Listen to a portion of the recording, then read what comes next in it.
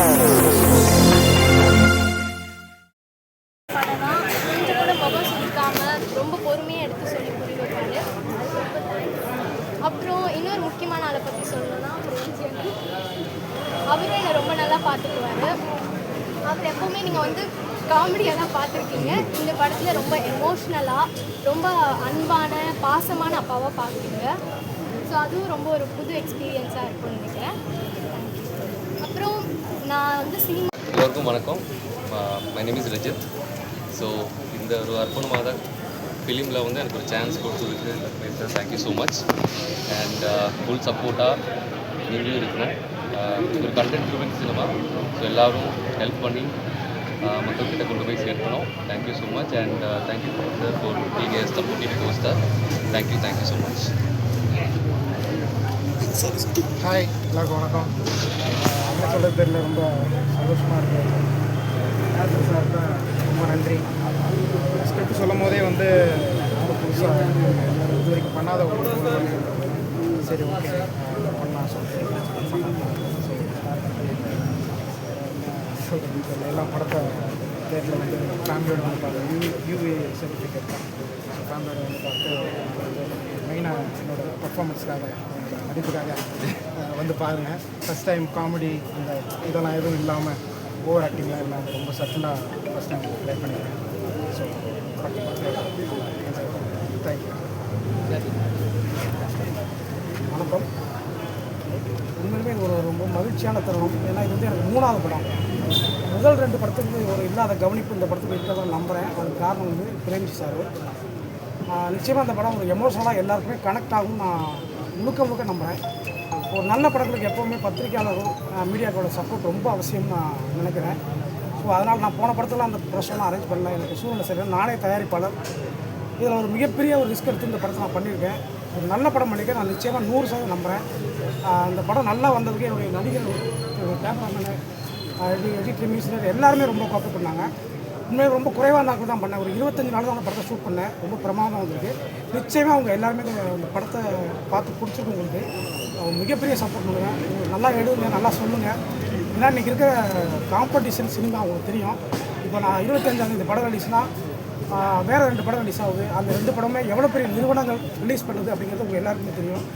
ஆனால் ரொம்ப கடை நிலையில் இருந்துட்டு இந்த சினிமா பண்ணியிருக்கேன். ஏன்னா சொல்லக்கூட எனக்கு எமோஷனலாக, ஏன்னா போட்டி போட முடியும். என்னால் நல்ல படம் எடுத்திருக்கேன். நிச்சயமாக என்னால் ரிலீஸ் பண்ணது அவ்வளோ கஷ்டமாக இருக்குது. எல்லோரும் புலம்புறது தான். ஆனால் எதையோ எடுத்துகிட்டு புலம்புறது இல்லை. நிச்சயமாக நல்ல படம் எடுத்திருக்கேன். அவ்வளோ கஷ்டமாக இருக்குது. தேட்டர் பிடிக்கிறது, பேசுகிறது, ஒவ்வொரு வியாபாரம் பண்ணுறதும் அவ்வளோ கஷ்டமாக இருக்குது. ஏன் சொல்கிறேன்னா, இங்கே இருக்கிற நிறைய டிவிஸ் நல்லா இருக்குங்க. ஒவ்வொரு டிவிலையும் நான் வந்து ஒரு சேட்டலைட்டுக்காக நான் அப்ரோச் பண்ணியிருக்கேன். முதல் படத்தில் வந்து என்னுடைய முதல் படம் யானை மேல் குதிரை சவாரி படம், 2வது படம் விடியாத இரவு வேண்டும். இந்த படம் ஒவ்வொரு சேனலையும் அப்ரோச் பண்ணும்போது அவங்க சொல்கிற வார்த்தை, பெரிய படம் தான் வாங்குவேன், சின்ன படம் வாங்க மாட்டேன். இப்படி சொன்னால் எங்கே போகிறது? நான் ஒரு சேனலாக இப்படியே கேட்டேன், பெரிய அதிகாரிகிட்ட கேட்டேன் ஃபோன் பண்ணி. எல்லா நிலைமையிலையும் பெரிய படத்தை தான் பண்ணுவோம், சின்ன படத்தை பண்ண மாட்டோம் அப்படின்னு சொன்னால் நாங்கள் எங்கே போய் நிற்கிறதுன்னு கேட்டேன். இன்றைக்கி நான் அதே கேட்டேன். படத்தை பார்த்துட்டு குப்பையாக இருக்குது, நல்லாலும் தூக்கி போடுங்க. ட்ரெயிலரில் பார்த்துட்டு நல்லாலும் தூக்கி போடுங்க. ஆனால் படத்தை பார்க்காமலே சத்தியமாக அவ்வளோ வேதனையாக இருக்குது. ஏன்னா ஒரு பெரிய நெட்வொர்க்கு நம்ம அனுப்புகிறோம், படத்தை ட்ரெயிலர் அனுப்புகிறோம், விமியோ லிங்க்கு அனுப்புங்கன்னு சொல்கிறாங்க. படத்தை பார்க்க மாட்டாங்க. நான் 2000 ரூபா செலவு பண்ணி அதை அனுப்புகிறேன். நீ பார்க்காமே வந்து ரிசல்ட் சொல்கிறாங்க. எவ்வளோ கொடுமையான விஷயம் பாருங்க. ஸோ பாருங்கள், நல்லாலையா நல்லால படம் வாங்க முடியாதுன்னு சொல்லுங்கள். ஏன்னா இன்றைக்கி பார்த்தீங்கன்னா இப்போ நீங்கள் அந்த நான் இது மட்டும் தான் பண்ணியிருக்கேன், ப்ரொமோஷன் தான். ஆனால் ஒவ்வொரு படமும் எவ்வளோ பண்ணுறாங்க, என்னால் முடியல. நல்லா பிரேம்ஜி சார் வந்து எங்கே இருக்காரு? உண்மையிலுமே இந்த படம் ரொம்ப சிறப்பாக இருந்ததுக்கு சார் தான் காரணம். இதை நான் மீடியாவாக சொல்ல, என் மனப்பூர்வமாக உள்ளேருந்து நான் சொல்கிறேன். ஏன்னா பிரேம் சாரை கமிட் பண்ணும்போது எவ்வளவோ பேர் என்னென்னு சொன்னாங்க. ஏன்னா அவர் அப்படி இருப்பார், இப்படி இருப்பார், உனக்கு கரெக்டாக வருவாரா போவாரா. சத்தியமாக நான் நேசிக்கிற சினிமா மேலே சத்தியமாக சொல்லுவேன். எனக்கு ரொம்ப என் கூட பிறந்தவர் மாதிரி இந்த படத்தை கோஆப்ரேட் பண்ணி கொடுத்தாரு. அவருக்கு நான் எப்போவுமே நன்றி சொல்கிறேன். நான் வெளியில் சொன்னதெல்லாம் ஒன்று நிஜமாக சொல்கிறேன். அவர்கிட்ட நான் சொன்னேன், உங்களை பற்றி எனக்கு இப்படி சொன்னாங்க சார், ஆனால் நீங்கள் எதிர்பார்த்ததை விட அப்படியே 100% ஆப்போசிட்டாக இருக்கீங்கன்னு. அது என்னை அவர் பிடிச்சி போச்சா என்னன்னு ரொம்ப அருமையாக கோஆப்ரேட் பண்ணார். இந்த குழந்தை இப்போ வந்து திவ்யா இந்த படத்துக்கு உயிர் கொடுத்தது தான். ஏன்னா இவர் இந்த பிள்ளை ரெக்கமெண்ட் பண்ணார், இயக்குனர் ஓஎன் ரத்னம்னு சொல்லிட்டு சின்னத்திரை இயக்குனர் ரெக்கமெண்ட் பண்ணார். அவர் சொன்ன ஒரே டைலாக், ஒரு கதைக்கு உயிர் கொடுப்பாங்க. இந்த பிள்ளை அவ்வளோ உயிர் கொடுத்துருக்கு படம். கண்டிப்பாக படம் ஜெயிக்குது, தோக்குது, பணம் வருது, பணம் வரது ஒரு விஷயமே கிடையாது, ஒரு மேட்டரே கிடையாது. ஆனால் படத்துக்கு ஒரு நல்ல விமர்சனம் வரும்னு நான் ஆசைப்பட்றேன். நல்லா எழுதுவீங்கன்னு நான் நம்புகிறேன். எல்லாருக்குமே நன்றி. தேங்க்யூ. என் பேர் சூரஜ் சார். நான் இந்த படத்தோட கேமராமேன். சார் நீங்கள் படம் எல்லோரும் பார்த்துட்டீங்க.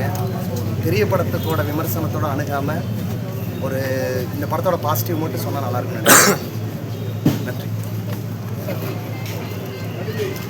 எல்லாருக்கும் வணக்கம். என் பேர் சுப்பிரமணியன். இந்த படத்தில் ஒரு சின்ன கதாபாத்திரம் தான் பண்ணியிருக்கேன். ஆனால் ரொம்ப முக்கியமான கதாபாத்திரம்னு சொல்லி தான் சார் ரொம்ப நன்றி சாருக்கு. அப்புறம் பிரேம்ஜி சாரை நம்ம இதில் ரொம்ப வித்தியாசமான ஒரு கதாபாத்திரத்தில் நீங்கள் எல்லோரும் பார்த்துருப்பீங்க. மக்களும் பார்க்க போகிறாங்க. நல்ல விமர்சனம் எழுதுங்க. உங்கள் எல்லோரையும் நம்பி தான் நாங்கள் வரோம்.